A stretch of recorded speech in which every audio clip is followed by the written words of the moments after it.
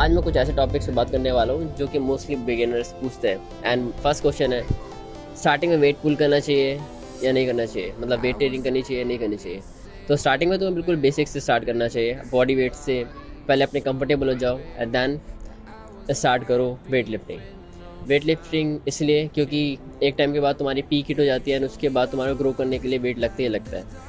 ये जिम करते हो तब भी होता है same method use, and calisthenic करते हो तब भी सेम मेथड यूज़ होता है। एंड सेकंड क्वेश्चन आता है कि हमें हफ्ते में कितने दिन ट्रेन करना चाहिए। तो आई थिंक तुम्हें ट्रेन तो हफ्ते में पूरा हफ्ते ट्रेन करना चाहिए, क्योंकि तुम दिन में एक ही घंटा है जो अपने बॉडी को देते हो, तो उसमें कोई प्रॉब्लम भी नहीं है। एंड इससे क्या फ़ायदा होता है मैं तुम्हें बता देता हूँ।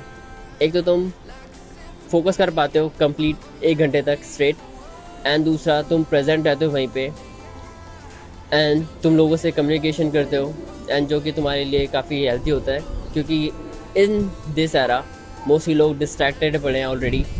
उनका स्क्रीन कंजप्शन बहुत ज़्यादा हो गया है, डूम स्क्रॉलिंग करते हैं, हेल्थ का कोई होश ही नहीं है कि क्या है, मेरी बॉडी जा रही है, पेट आ रखा है, डार्क सर्कल्स आ रखे हैं, एंड बॉडी लेजी फील करती है पूरे दिन, मतलब पूरी बॉडी के लगे पड़े हैं। तो इसलिए तो तुम्हें पूरे हफ्ते ट्रेन करना चाहिए, तो कोई प्रॉब्लम नहीं है।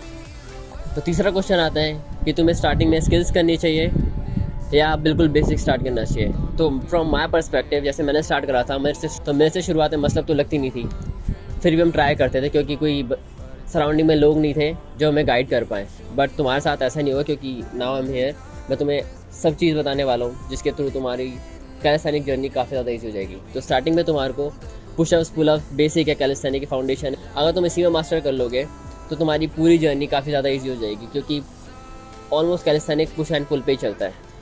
तो शुरुआत में तुम अपने पुशअप्स एंड पुलअप्स से बहुत अच्छे से ध्यान दो, क्लीन रैप्स लगाओ, कंट्रोल मूवमेंट रखो। टाइम लगता है, 1 या 2 महीने में तुम्हारी बॉडी अडेप्ट कर लेगी उस पूरे पैटर्न को, एंड देन तुम इसके वेरिएशन ऐड करो, wide pullup, close grip pullups, chinups, close grip chinups, wide chinups, and pushups करो डिफरेंट वेरिएशन के साथ, एंड इनको कंटिन्यू करते चले जाओ। इमेजिन करते हैं, एंड जब तुम इन चीज़ में मास्टर कर लोगे तो उसके बाद तुम muscle up and front lever, inverted lever, hand stand, one arm hand stand, इन सारी स्किल्स पे चले जाओगे। तो 2-3 महीने तक इस पे ही रहो स्टेक, काफ़ी ज़्यादा हेल्पफुल होगा तुम्हारे लिए। एंड फोर्थ क्वेश्चन आता है कि रिकवरी में हमारे को क्या करना चाहिए। तो रिकवरी के लिए तुम्हारे को चाहिए एक हाई प्रोटीन मील जो तुम्हारे को आफ्टर वर्कआउट लेनी है। तो उस मील में तुम खा सकते हो पनीर, अगर तुम अफोर्ड कर सकते हो तो चिकन खा सकते हो। वैसे तुम्हारे को चाहिए होता है जो ईजीली डाइजेस्ट हो जाए प्रोटीन, तो इसलिए मोस्टली लोग वे प्रोटीन भी कंज्यूम करते हैं।